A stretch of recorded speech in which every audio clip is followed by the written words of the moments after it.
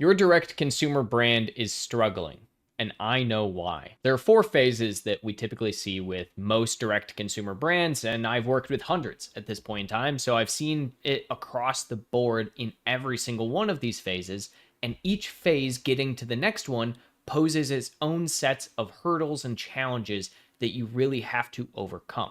So let's dig into the four different phases. Phase one is the most common phase of all for any direct to consumer or any brand in general, and that would be the founder led growth phase.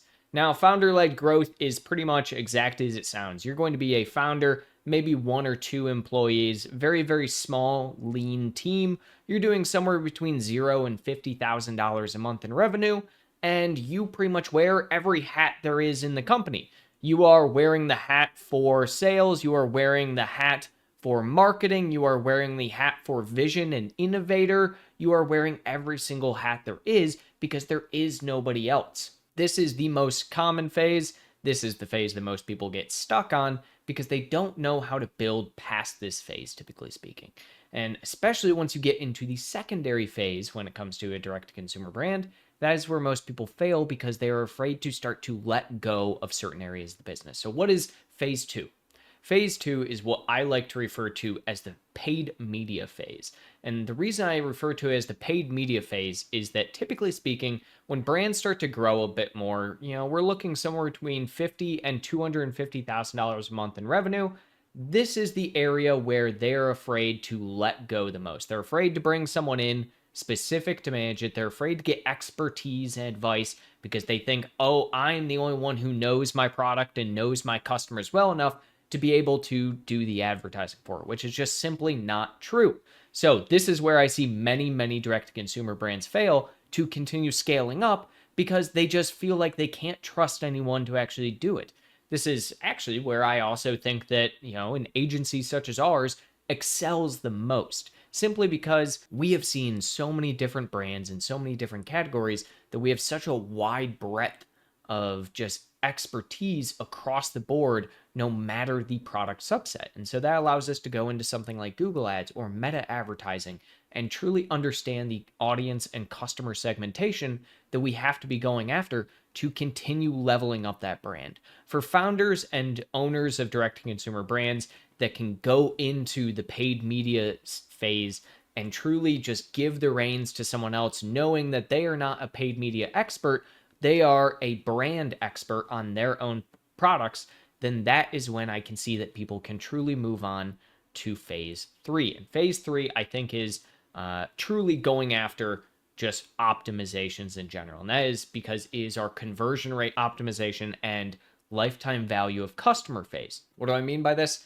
It's when you are typically doing somewhere in the ballpark of $250,000 to around $600,000 a month in sales, and you are really focused now on the aspect of conversion rate optimization and the lifetime value of every single customer. You have likely done a lot of remarketing campaigns.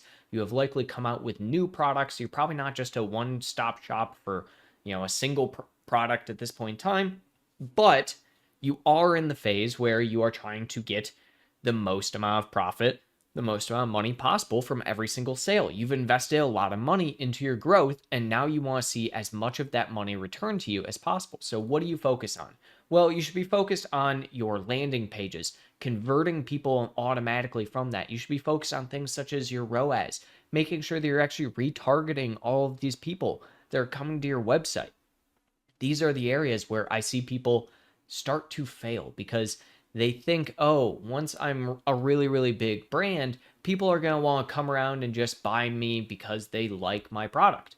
When in reality, it still is that aspect of you have to continue building your actual brand reputation. You really have to get that lifetime value of the customer and keep providing value to them. If you're not going to come out with new products for that, then you have to make sure that they see value as you as a brand with the type of product that you are selling. If you can overcome and you can start to build to have a really profitable conversion rate, then you slowly over time get into the best possible place you can and you level up to the next phase, which is the final phase in my opinion, and that would be omni-channel expansion. If you're a direct consumer brand, you know it's on the horizon. You know that there is a cap to how much you can do as a single brand by yourself.